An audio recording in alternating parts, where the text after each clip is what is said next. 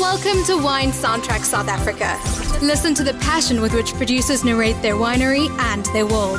In 30 answers, discover their stories, personalities, and passions.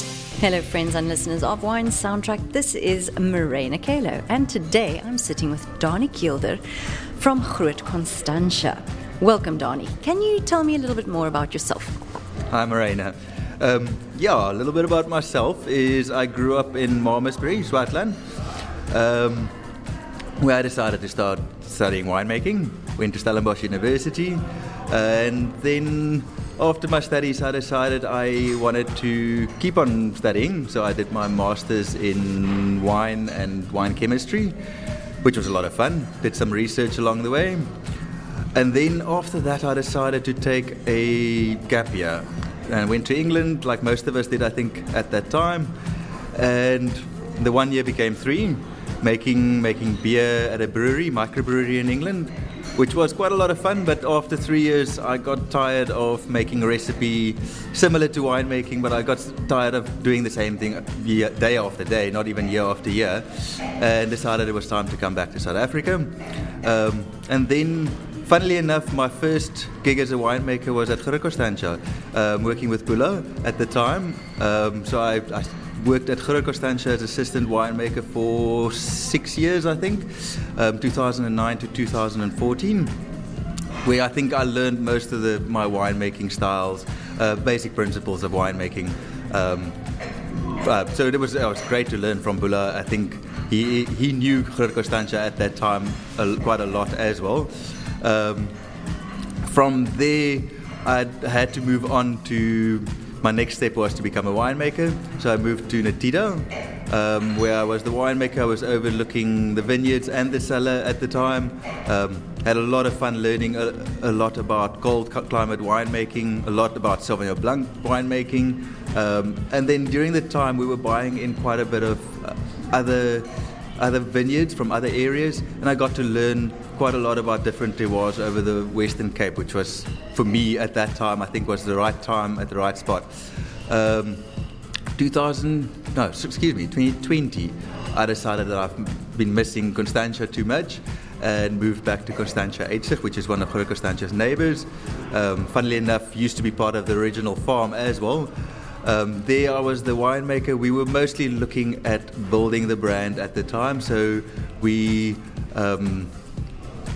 grew the production by about 4 times during the last 3 years, which was exciting for me. I learned a lot more about driving a business, how to run a business, looking after vineyards, and a lot of that was the experience that I've gained from getting to know vineyards all over the Western Cape, bringing that to the party. So we used quite a lot of that at Constantia, and then the opportunity at Groot Constantia opened up, and I knew at the time I can't pass this at all. I think when I walked out at Groot Constantia 10 years ago, I said that this would be a lovely 10-year plan to be back here in 10 years' time. 9 years later, and I've started working at Groot Constantia about 2 weeks ago again. So super excited about what's lying ahead. That is quite an interesting story, and yes, wonderful that you walked out of here thinking maybe one day I'll be back, and here you are, as you rightly say. Groot Constantia, the oldest winery in South Africa, celebrated 338 years of its existence just last week. It's quite a big thing to work on an estate like this with all this history. What would you say are the things that for you as an employee here stands out? So, yes, it is. I think one of the first things that went through my mind is, first of all, it's the lifestyle on the farm. It's the reason why you want to come, but it's also being part of history. And having been here already, I know sort of how that fits into the history, and being part of the estate that is that old, to be able to be part of that history and hopefully I will make good enough wines that will be written down and be remembered in 100 years as well. So yeah, that is very exciting for I think all of us working at Groot Constantia to know that you are part of a much bigger thing than just working for a normal business.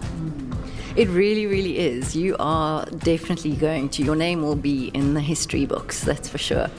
Danie, how many hectares do you farm here under vine? So we've got the total hectare of the farm is about 160 hectares, of which 90 is under vines. So all the other areas are the buildings, and we've got quite a lot of green areas for WWF that we are maintaining to make sure that there's green barriers in between our vineyards to be as natural as possible as well. And tell me about the style of wines that are made here at Groot Constantia. So I'm talking quite a lot on my memories from 10 years back on this, but yeah, so our split is about 70% red wines and 30% white wines. We do have quite a lot of different terroir units, so that means we've got quite a lot of different cultivars that really fit into their places. Our big focus is on our Bordeaux white blends and red blends, and then obviously one of the volume drivers are Shiraz and Sauvignon Blanc. Styles of wines, and I think this is something I've learned from Bula as well, is I've always said Constantia is where the old world and the new world meet. So you get a very traditional way of winemaking, but there is still that new world fruitier style that is underlying, and that is part of the reason why I'm always very excited about Constantia. It is you're working with two worlds at the same time. You really are, and it's an interesting kind of combination that you've got here, I must say. Every time I taste wine from Groot, I'm always impressed, but it's exciting as well, which is wonderful. So let's talk about you. Was there a moment in your life that you thought, I really like this product that is wine, I want to work with it? How did you get into the industry? Oh, that's a very cool story. So I grew up in a family that's not really wine drinkers at all. But when I was 6 years old, we had a school outing to Swartland Winery, and I remember being extremely impressed with all these huge tanks, and I remember getting must to taste, and I remember couldn't stop drinking the must. And to this day, if I smell Bukketraube, then it reminds me of that day standing in front of these big tanks. But the really cool part of the story is I told a friend of mine that was there as well. And he's in the wine industry because of the same day. He's got the same memory about this specific day. So obviously, the winemaker at the time at Swartland really impressed us, both of us, so that we're still in the wine industry 30 years later, 35 years later. That's such a cool story, and it just goes to show how, you often hear about school groups or whatever going to see what happens in the cellar, and it just goes to show that a little cellar tour like that can really shape the lives of young minds. I really like that story. You've traveled the world abroad, as most winemakers have. Are there any wines internationally that you've drunk that have just made you go all goosebumpy all over? So yes, definitely. Obviously, I think we tend to focus quite a lot on European wines, especially sitting at Groot Constantia. I have to keep quite a close eye on what is happening in Europe. Wines that springs to mind is I am a huge fan of Pinot Noirs. Today is becoming less affordable or easily affordable to buy Pinot Noirs. Not necessarily something that I'm bringing back to Groot Constantia, but I think on the white side, Chardonnay, Burgundies are always for me superb wines. Then wines that really rings a bell for me is German Rieslings. That is also not something from Constantia, but I remember the first time I had proper German Rieslings, and I immediately fell in love with it.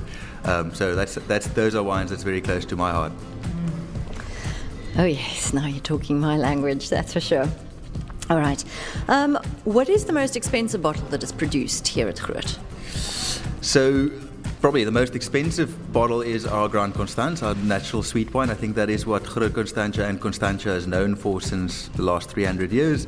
And then on the red and white side, our Governor's Red, the Bordeaux-style blend, and on the white side, our Bordeaux-style white wine. And if I'm not mistaken, the Groot Constantia that you were referring to, that's the wine that Napoleon drank, right? Yes. A lot of royalty in the 1800s. Wines from Constantia was the wine to go to, and I think late in the last couple of years it has been revived that way as well. So it's still been talked about a lot. I think if you mention Constantia, the sweet wines from Constantia is definitely top of the list that people will mention. They really, really are. They've done a lot to really put South African wines on the map over the years, that's for sure. Do you believe in the perfect variety? Ooh, that's a difficult question. Do I believe in a... Yes, I believe every cultivar has got the spot that can make the most superb wine. As long as you get it planted in the right place, right terroir, you can make a 100-pointer wine easily from that. Biggest thing is to be able to interpret your vintage and obviously adapt according to that, and where it is planted is the most important part. Terroir, terroir, and terroir, right? You mentioned 100 points. What is your take on wine critics, wine competitions, scores in big lists, that kind of thing?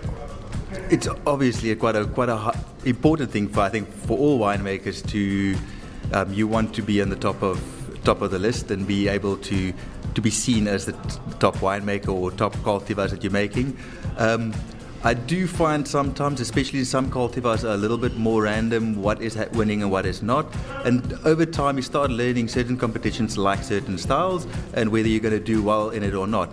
And it doesn't mean if you don't win that it's not a good wine. You just need to find the right critic or the right competition where that wine will fare quite well. Bottom line is you need to be sure that your wines are good. That's what it comes down to in the end. Tell me, as a consumer, what do you enjoy drinking? Any wine that is well made. That's a question that we as winemakers get quite often, and I can never answer that question because it depends so much on what I feel like on the evening. So at home, at the moment, I am craving red wine, so I've been drinking a lot of Shiraz lately, but guaranteed in summer I will drink a lot more Sauvignon Blanc. So it is a very much on the day what I feel like, what is my favorite cultivar for that day. South African Shirazes are exciting me at the moment. So when you say you're enjoying Shiraz at night, I feel you totally. Do you have a hangover cure? Don't drink too much. No, I do not, unfortunately. I am very careful normally not to have a hangover. I'm very careful in my life. No, I don't have any hangover cure. Okay, so just don't overindulge, people. Okay, so a UFO lands there on the grass outside. They've been traveling for light years and they are thirsty. What would you offer them to quench that thirst? If you are thirsty and you're arriving at my cellar, we're going to start with a rosé to decide what else we're going to have. And probably the next cultivar we're going to drink is a Sauvignon Blanc. Maybe a lighter style red wine after that, and then I will definitely finish off with our Groot Constantia. Indeed, that sounds nice. I want to be one of them. Tell me, do you have any good luck rituals that you do at the start of harvest, or anything that you do with your harvest team that's kind of special during that time? I do not have any good luck rituals, but what I do before every harvest, we normally get the team together, and one of our aims is that at the end of the harvest, each of us need to come up with a plan to make the next harvest easier. So we always, while we're harvesting, we're trying to figure out how can we improve our style of winemaking, how can we improve the system to be more efficient the next year. And we normally write it down before and after the harvest and monitor it, whether we can improve the next one. Constant improvement, that's the only way forward, right? When you're not working, how do you spend your free time? Looking after kids. Full time. No, if I can, I've started surfing about 2 years ago, and I'm really having a lot of fun with that. So at the moment, I'm trying to squeeze off 2 hours every weekend, and that's my personal time for myself. I think it's very important to have that personal time, especially in the family life. Have a little bit of a 2-3 hours a weekend or in a week that is your time for yourself. So me and my wife both try and keep to that. It's so important, really, for your own mental well-being. You need to do that. Are you into music? Do you have a favorite genre, favorite band, singer, type of music, anything like that? I do love music.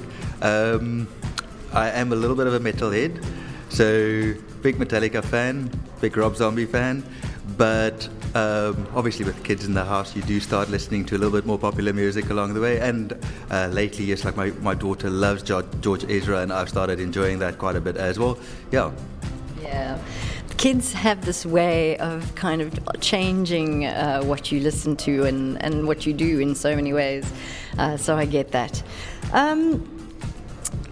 If you were to take Mrs. Keulder out for dinner, what would you order that she'd enjoy to drink?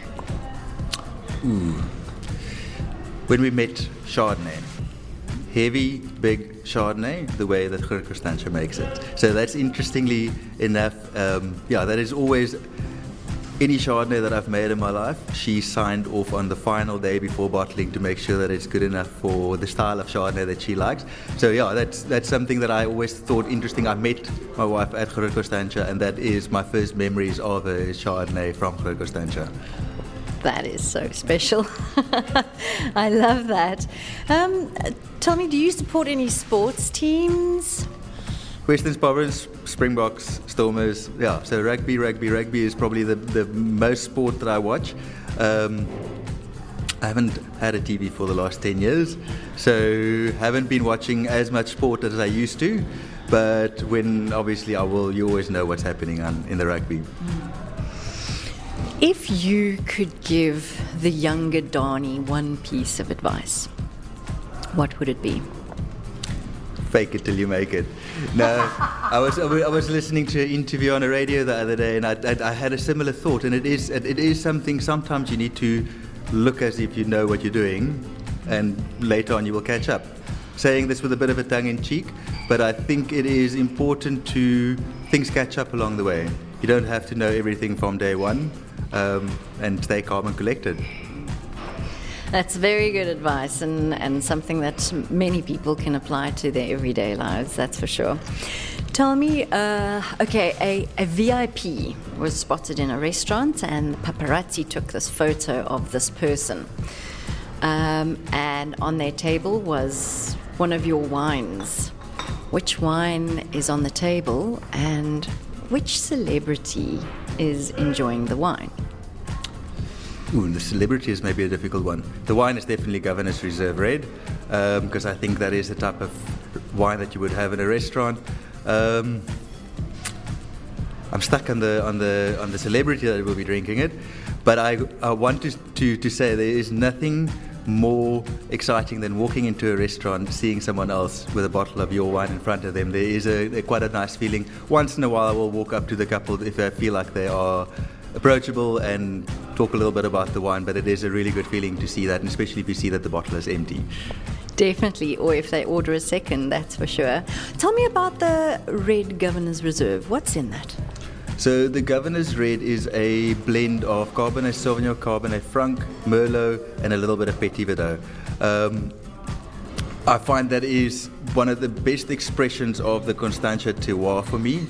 If you can keep the wine that it's about 10 years old, that is normally the time where the Governor's Red really drinks at its prime. I have opened a bottle last Friday from 2009 that I thought was really, really superb, and is probably at its best drinking stage at the moment. If you could enjoy a bottle of wine, any bottle of wine, with anyone, alive or dead, who would it be? It would definitely be a German Riesling. And now I need to find someone that would enjoy that specific wine with me. You know what? He's still alive. It was a winemaker that I worked with in France that after, it was literally a week after I fell in love with Riesling, I started working with this winemaker, and he had so much knowledge that he has learned from 2 generations before him. And I spent a month with him learning a lot about French culture and their winemaking styles and how they do it. And I would love to, 10 years down the line, sit with him again and see what else I can learn from him. Because I think it's only now when you really appreciate what he has taught you along the way. Who is he? John Sipp. It was a winery in Alsace. John Sipp. What kind of wines do you think we will be drinking in the year 2300? Very, very interesting, deep questions. We would definitely be drinking. I always find that winemaking styles go through 10-year cycles. So we go through fruity wines, then it becomes more wooded wines, then it becomes more fruity wines again. So we need to work out how many 10 years are in between this time, and then we can figure out where we will end up. No, jokes aside, I do think fruity wines will definitely be a little bit more, or consideration of the fruit of the wine will be more prominent in years to come. In the future, hopefully we will still be growing grapes in that time in South Africa. I firmly do believe, but definitely not the cultivars that we're growing today. We will definitely have to adapt in the next 100 years on what we are growing and where we're growing it. I think it would be interesting to get in a time machine and see what the future holds when it comes to wine and the varieties that we plant. The aliens have had a royal time, and they want to take you back with them to go and show their leader this thing called wine. And they've asked you to bring 3 bottles from anywhere in the world with you. What would you take? I think I've mentioned all of them already. Obviously, you need to take a Groot Constantia. There needs to be a Pinot Noir in between, and then there needs to be a Riesling. So, Mosel area or Rhine Valley Riesling is a definite for me. Dr. Lewison Rieslings is always top notch if you can find them and if you can afford them. Pinot Noirs, that is a difficult one because there is so many different styles out there. Will have to be from Burgundy. We will need to go shop there and see something light and fruity. And then from Groot Constantia I've mentioned the sweet wine and I've mentioned the Governor's Red. I'll take a bottle of Chardonnay. I think that is one of the cultivars that really do well in Constantia in general, or in the last 10 years it's definitely improved quite a lot, and I think there's a big following for Groot Constantia Chardonnay. It's something interesting to show. There is, and I'm one of the followers of that wine. It's a lovely wine. Is there a winemaking area anywhere in the world that you'd really like to explore? Many. So COVID, I was on my way to New Zealand to go see what they're doing there. Never managed to do it. I think we had our visas, everything approved. We were about to get on the plane and lockdown happened. So that is very high up on my list. Another area that I really want to go discover, and this is all new world areas, is Canada. I think that is, with climate change happening, that's a very up and coming area. Question is how quickly things are changing due to climate change in that area and how long they will still be able to grow grapes. Very interesting thing to learn. Obviously those type of areas they have to think quite a lot out of the box to adapt their winemaking because it is not very traditional areas to grow grapes in. And I think there's a lot to learn from people that have to think outside the box. That is why I'm mentioning more new world areas than traditional areas. You will learn very similar things from the one guy to the next. Okay, so we're just about done, but before we finish, I want to play a little game with you. I am going to mention 3 varieties or styles of wine, and I'd like you to pair that with a music genre or an artist or a specific song, if it pops up into your mind, that you think best represents that style of wine. So, I'd like to start with a Riesling. Cool. So you're going to probably pick up that a lot of my music taste is back from the 90s, 2000s.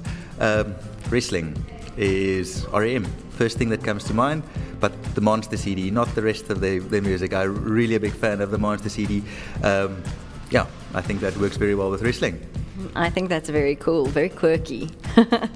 Okay, next, has to be Muscat d'Alexandrie.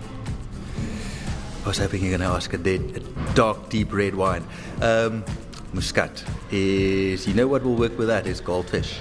Electronic dance music. Big fan of their music, and something at the end of the night, yeah. I really like that one. Goldfish. Very good. Yes, I'm going to have that next time I have my dessert wine with some goldfish. Let's go with a Tinta Barocca. Tinta Barocca. Ooh, that is a... I need to bring my metalhead into this. Rob Zombie. A little bit rough around the edges. They will work with that wine. Bit of noise. Awesome. Danie, thank you so much for joining us today. Would you just, as we finish off, like to tell our listeners what they can expect if they were to visit Groot Constantia, and also where they can find you online? Cool. We are www.grootconstantia.co.za is our website. Look, it's a huge estate. One of the beauties of the estate is there is a lot of activities to do. We've got 2 restaurants on the farm. There is walking tours, there is salad tours. We've got 3 tasting rooms on the farm. You can decide and pick what style fits better for what you want to do. Beautiful summer Saturdays is the best day to spend on the farm, and especially in summer. Awesome. Danie, thank you so much. It's been a pleasure spending time with you. Thank you. Thanks for listening to a new episode of Wine Soundtrack South Africa. For details and updates, visit our website winesoundtrack.com.